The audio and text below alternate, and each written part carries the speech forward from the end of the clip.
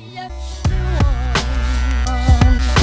going on, everybody? You're rocking right here with StreetsNeverSleep.com. And right now next to me we got a very talented producer MC by the name of Audible Doctor.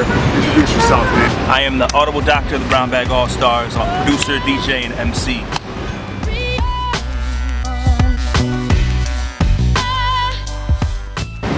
To me, it's like an energy. Hip hop is an energy, and you either have it, you're in it, or you don't, you're not. But it obviously encompasses all the four elements. And I think I probably got into it mostly probably like 12, 13 years ago, something like that. My older brother introduced me to it. No, it's probably longer than that now. Damn, I'm getting old. My older brother introduced me to it, and I kind of just fell in love with it, and you know, it's been, you know, just working towards it since then. You know.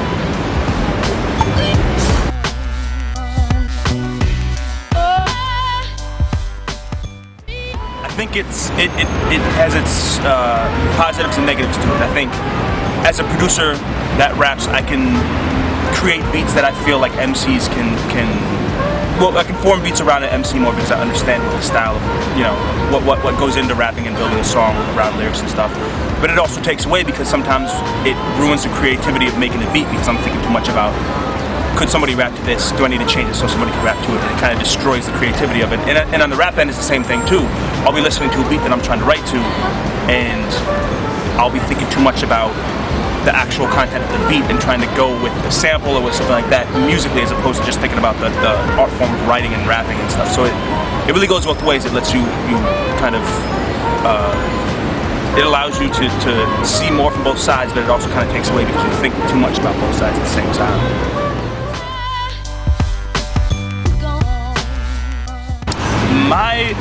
I use all software for the most part, and it wasn't really like a choice where I was like, oh, software is better than hardware.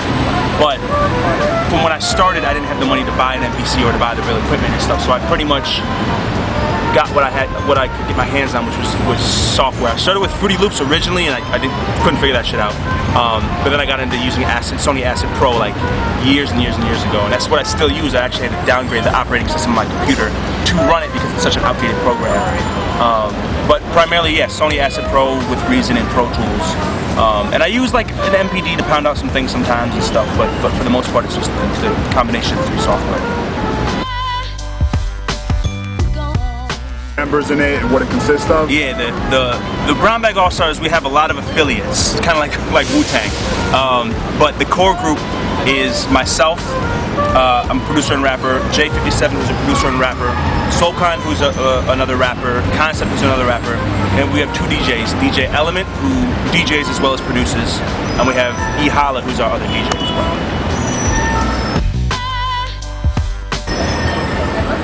A lot, man. Wow, I spent a lot of years there. For those that don't know, Fat Beats is a record store, a record label, distribution. It's one of the most well-renowned underground hip-hop entities. This record store used to be in the Village. They closed down a couple years ago. But I spent a lot of my years there. It's where I learned a lot about hip-hop and music in general. Like I basically studied when I was there. It was like going to hip-hop, underground hip-hop school, pretty much. But that's where we actually formed Brown Bag AllStars. We all met. That's where I met a lot of the artists that I work with, a lot of the labels, a lot of the A&Rs, a lot of the people in general that I work with. And yeah, it brings a lot, you know, that's formed a lot of who I am as an artist, and it formed a lot of who my group Brown Bag AllStars are as artists.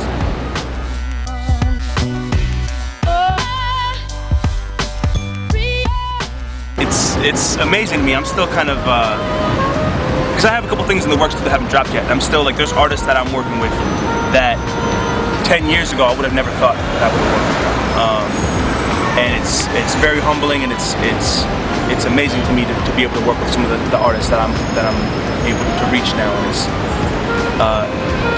I mean, I don't know how to describe it. I'm still a fan. At the end of the day, I'm still a huge fan. So I'll hear something that somebody's done that I work with and I love. Whether it's on an independent artist level or whether it's on a major person's level, it doesn't matter. Like, to me, if I make music with somebody that I'm a fan of, at the end of the day, I'm happy and I'm excited that I'm making music like that, you know? And I appreciate that people have similar mindsets and similar ears and similar likes in music that I do.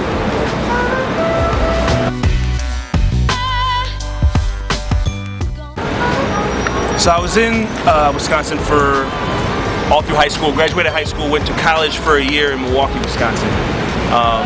And I pretty much, like, first semester, I tried a little bit and I was like, yeah, you know, maybe the school thing works. And I was like, you know what, there's nothing here that I want. There's no music program, there's nothing really that interests me. School is not for me.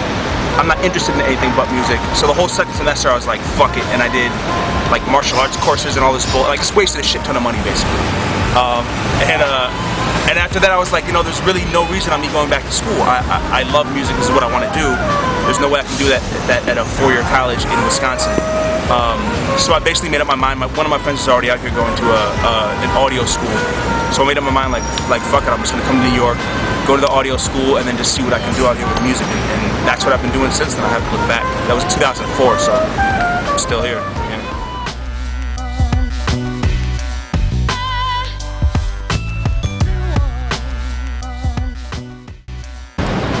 I think absolutely. I think nowadays it's less. Sound is less area specific. Like we have cats in New York now that sound like down south artists. We have cats in New York that sound like West Coast artists. We have West Coast artists that sound like East Coast. Like we know that everybody everywhere is meshing sounds nowadays due to the internet and how things can spread that easily.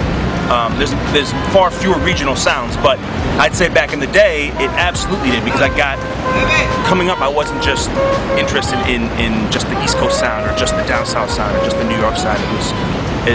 You know, I was getting everything from both sides as well as the Midwest. Like being in Wisconsin, rhyme series was a huge influence on me. Stuff coming out like Momed, stuff coming out of Chicago was a huge influence on me.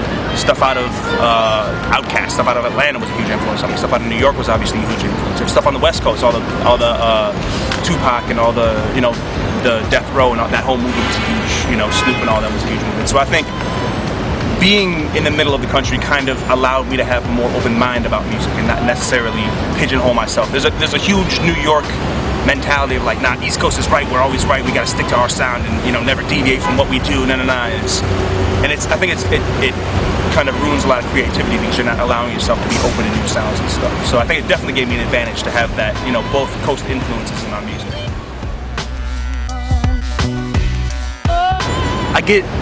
It's funny because I flip-flop on it so much. 1 week I'll be like, yeah, it's doing great, we're in a great place, you know, I love the community and everything. The next week I'll be like, everything sucks, I hate where we're going, everybody's an asshole, you know.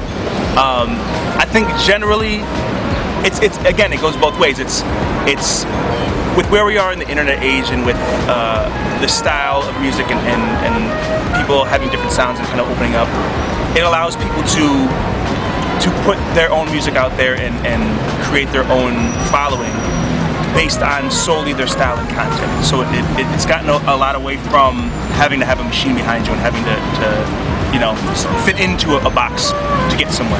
You can really do whatever the hell you want now, and there's going to be somebody out there that's going to hear it and like it. So that's a very positive thing. But at the same time, everybody is out there doing something different, and it gets a little distracting, so things can't necessarily come through. You know, there's so much out there and everybody's doing something different. It's kind of hard for one thing to peek through, or even if it does peek through, you get like a week's time and then it's back because there's something else. There's so much content coming.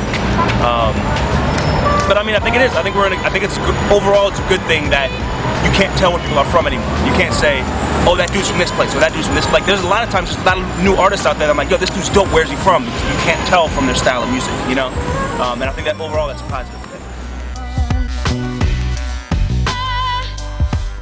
Make music?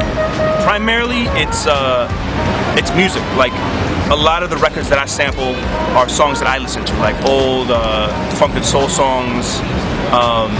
They inspire me a lot. The other artists in my genre doing things, other artists out of my genre doing things, that's a big inspiration. I get a lot of inspiration from going to live shows. I don't know why, but I always, after going, even if the show's bad, it inspires me. Like, if the artist is good and he's really rocking, I'll be like, yo, I'm inspired to work. If the artist is horrible, I'm like, I can do so much better. Why does this asshole have a show and I don't? You know? Everything, competition, good music, everything inspires me, you know?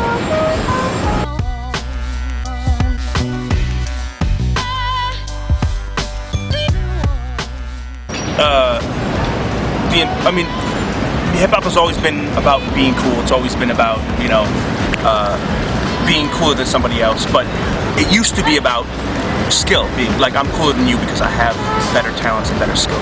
It's turned into, I'm cooler than you because I have money and I go party more and I'm famous and I have this lifestyle.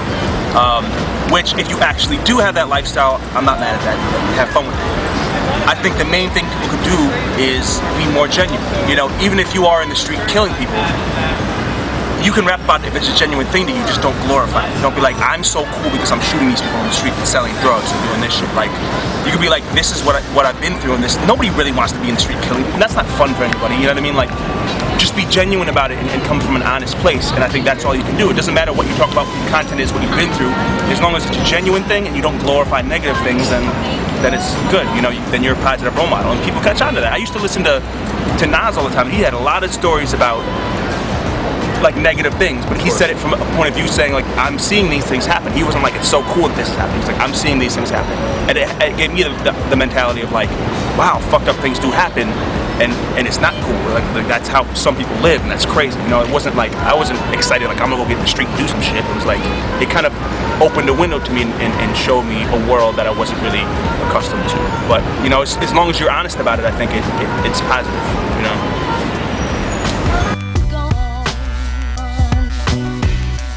I want to, and I've said this many times before, my goal in life is to have a brand that I can stand behind. I want, like, certain periods of time, you saw the Raucous brand, like, stamp on a label, and you'd be like, I gotta buy that record, it's gonna be something good. You know, you see DJ Premier on something like, oh, I'm gonna buy that, that's gonna be good, you know? That's what I'm working towards. I wanna have a brand where we can see the Audible Doctor on something, and you're like, I need to get that, that's gonna be dope. It's really, I just wanna make consistent, good quality music, be able to travel, do shows, put out my records, and live. And that's literally my goal. I'm not trying to get famous, I'm not trying to get rich, I'm not trying to be in the club popping bottles and shit. I just want to be able to make my music, put it out, have the people that like it appreciate it, and live. That's it. That's my goal. I mean, that's hard. Like, production I have down to a science. I can crank out, if I have a good day, I can crank out like 10, 12 beats in a day. With writing, it's always something different. I haven't figured out my process yet. I was actually talking, I just shot a video with Sean Don the other day, or yesterday, and I was talking to him about writing, because he can like write songs in like 5 minutes. Like, yeah, I wrote that verse and this, and you know. And I haven't gotten it down to that kind of science yet. I always struggle when I write. And the inspiration comes from different places. Sometimes I'll see something, sometimes I'll hear something, sometimes I just have an idea that comes out of nowhere.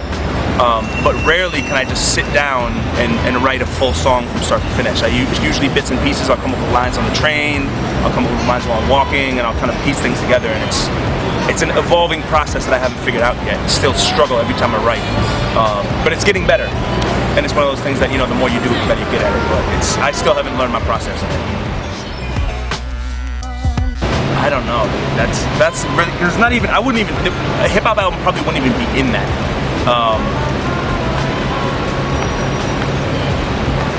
Honestly, I have no idea. That's like, there's a million albums that come to mind. Like, I have no idea. Lined up. I was trying to get to a situation where I could kind of streamline all my projects through one label. I'm still working on that. But in the near future, I have a video actually coming out tomorrow, but by the time this is up, it'll probably already be out. So if you're watching this, go on YouTube and find Automatic Horse. It's a video that should be out by now. We did a single. Automatic is myself, and Meticulous is a producer that I work with. It's me rapping, him doing all the beats. We did a single that's on iTunes now. A video for that is dropping, or is technically out by the time you guys see this. I have another video for a track I did with Sean Don that's dropping in like a week or two. And that is off a free, I'm working on a lot of solo stuff, so a free solo EP that's dropping next month called I Think That. I have an instrumental project that's going to be executive produced by Large Professor that's dropping later this year, I don't know exactly when yet, called Doctrine. And then I have another EP in the works that's going to be, again, either later this year or early next year. Brown Bag AllStars have an EP dropping late August, early September. And that's most of it right now. I mean, I have consistent things lined up, but those are the next few projects coming out.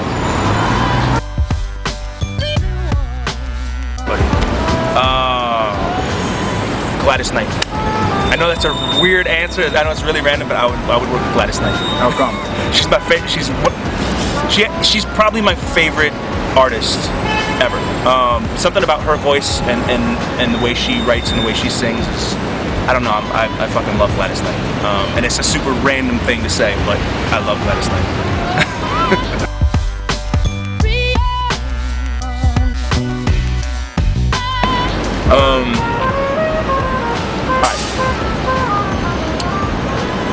Yeah, we've been holding this up for years, and y'all can't even raise your hands like you in class, embarrassed in front of your peers. I'm done dumbing it down, son. The sound you hear was designed to avoid leaving the void between your ears. And while they toil with my fears, I'll be destroying every stage that I stand on, and planned on this as my career. But shit, it seems that no matter where my dreams at with these cats, it's more about a fad than a fan that can hear the true meaning. I've been through feuds with a few demons, leaving worn down souls like shoes leaning. Believe it, you see men spit like hoes without the Kleenex, and then wonder why the seeds hit the cement. Out on the street with nobody to teach kids. Stop buying that weak shit, support something decent. I preach this, and each and every time you reach for a record, be sure you check for the BBAS, bitch, respect it.